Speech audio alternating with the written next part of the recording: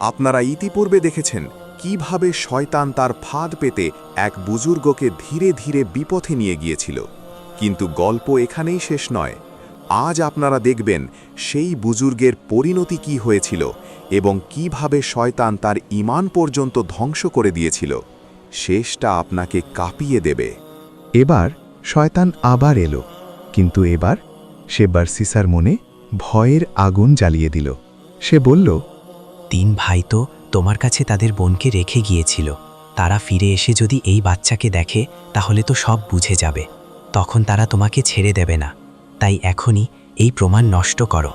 এই কথা শুনে বার্সিসা ভয়ে দিশেহারা হয়ে গেলেন। ভয়ে তিনি নিজের জ্ঞান হারিয়ে ফেললেন। অবশেষে তিনি সেই নবজাতক শিশুটিকে হত্যা করলেন। তারপর ঘরের মেঝেতে মাটির নিচে পুঁতে ফেললেন। কিন্তু শয়তান এখানেও থামল না। সে আবার ফিসফিস করে বলল, মা যদি বেঁচে থাকে তাহলে তো সে তার ভাইদের সব বলে দেবে। তুমি তাকে বেঁচে থাকতে দিতে পারো না। অবশেষে বার্সিসা আরেকটি ভয়ঙ্কর অপরাধ করলেন। তিনি মেয়েটিকেও হত্যা করলেন এবং একই জায়গায় মাটির নিচে পুঁতে রাখলেন। এরপর শয়তান তাকে শিখিয়ে দিল সে কি বলবে। কিছুদিন পর 3 ভাই জিহাদ থেকে ফিরে এলো। তাদের মনে তখন একটাই আনন্দ। অনেক দিন পর তারা তাদের প্রিয় আদরের বোনকে দেখবে। তারা দ্রুত বার্সিসার কাছে গেল আর আনন্দের সাথে তাদের বোনের কথা জিজ্ঞেস করল। কিন্তু এই প্রশ্ন শুনে বার্সিসা হঠাৎ কাঁদতে শুরু করলেন। তিনি কাঁদতে কাঁদতে তাদের নিয়ে গেলেন একটি কবরের সামনে। তারপর বললেন, তোমাদের বোন অসুস্থ হয়ে পড়েছিল। আমি তার জন্য অনেক দোয়া করেছি, কিন্তু শেষ পর্যন্ত সে সেই অসুস্থতায় মারা গেছে। এই যে এটাই তার কবর। এই কথা শুনে 3 ভাই ভেঙে পড়ল।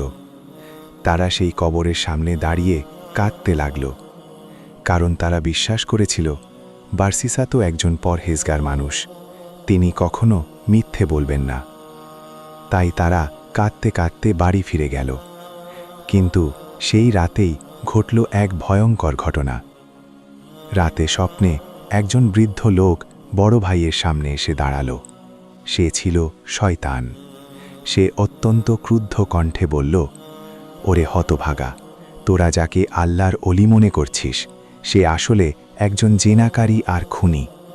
সে তোর বোনের সম্ভ্রম নষ্ট করেছে, তার গর্ভে সন্তান এসেছে, আর লোকলজ্জার ভয়ে সে তোর বোন এবং তার নিষ্পাপ শিশুকে হত্যা করেছে।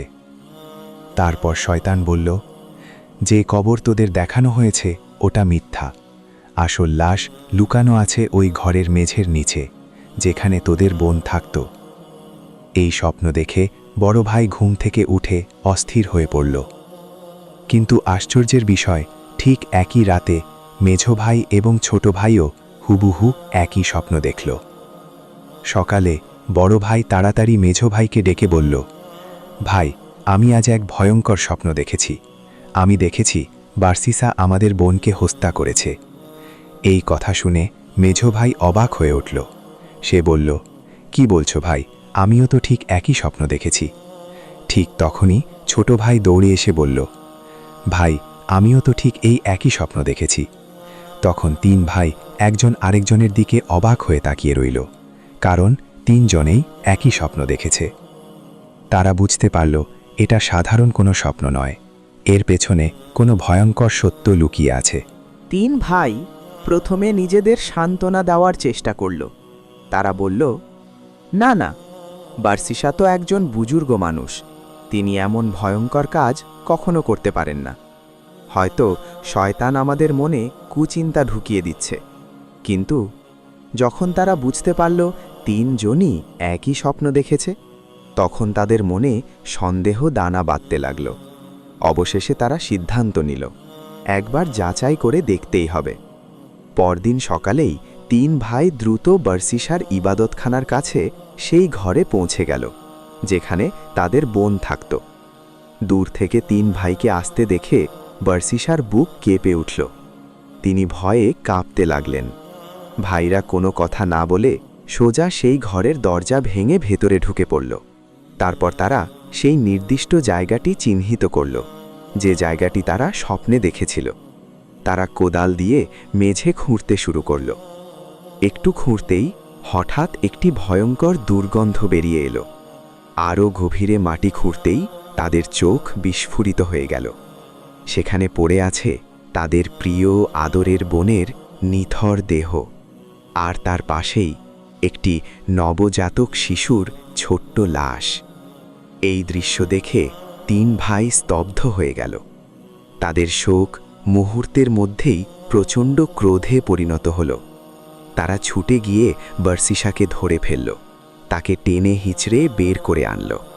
এদিকে চারদিকে খবর ছড়িয়ে পড়ল। মুহূর্তেই এক বিশাল জনতা জড়ো হয়ে গেল। সবাই ক্ষোভে ফেটে পড়ল। ভাইদের মারধর আর উত্তেজিত জনতার সামনে বার্সিসা আর মিথ্যা বলতে পারলেন না। তিনি কান্নায় ভেঙে পড়লেন। কাঁদতে কাঁদতে তিনি স্বীকার করলেন কিভাবে 17 বছরের ইবাদতের পর তিনি শয়তানের ধোকায় পড়ে জেনা এবং জোড়া খুনের মতো ভয়ঙ্কর পাপে লিপ্ত হয়েছেন। তারপর উত্তেজিত জনতা তাকে টেনে নিয়ে গেল রাজদরবারে। রাজাকে সব ঘটনা খুলে বলা হলো।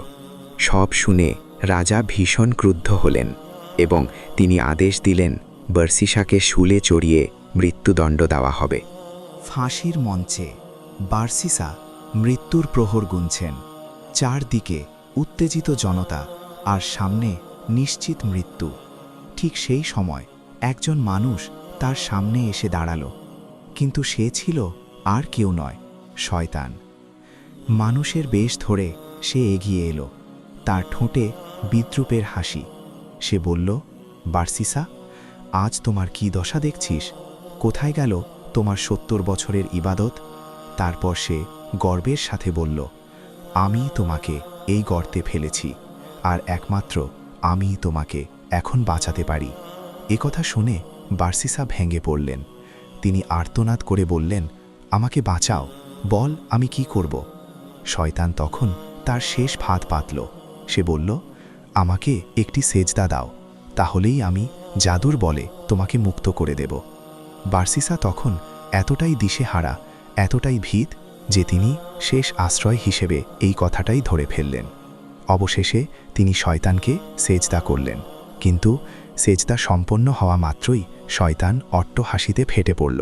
সে বলল, নিশ্চয়ই আমি তোমার থেকে মুক্ত, আমি তো বিশ্বজগতের প্রতিপালক আল্লাহকে ভয় করি। এইভাবেই শয়তান শেষ মুহূর্তে বার্সিসার ঈমানটাও ধ্বংস করে দিল। অবশেষে কুফরির অবস্থাতেই বার্সিসার শিরচ্ছেদ করা হলো। 70 বছরের একজন ইবাদতকারী দুনিয়া থেকে বিদায় নিল একজন কাফের হিসেবে। এই ঘটনাটি আমাদের একটি গভীর শিক্ষা দেয়। শয়তানের সবচেয়ে বড় অস্ত্র হল ধাপে ধাপে মানুষকে পথভ্রষ্ট করা। সে কখনো হঠাৎ করে মানুষকে বড় গুনাহে ফেলায় না, বরং ছোট ছোট ধাপ দিয়ে ধীরে ধীরে মানুষকে ধ্বংসের দিকে নিয়ে যায়। তাই আমাদের এই ভয়ঙ্কর শত্রু থেকে সবসময় সতর্ক থাকতে হবে। আল্লাহ যেন আমাদের সবাইকে অহংকার এবং শয়তানের কুমন্ত্রণা থেকে রক্ষা করেন। আমিন। যদি এই শিক্ষামূলক গল্পটি আপনার ভালো লেগে থাকে তাহলে আমাদের চ্যানেলটি সাবস্ক্রাইব করুন, আর নতুন ভিডিও পেতে বেল আইকনটি অন করে রাখুন। ভিডিওটি লাইক ও শেয়ার করতে ভুলবেন না।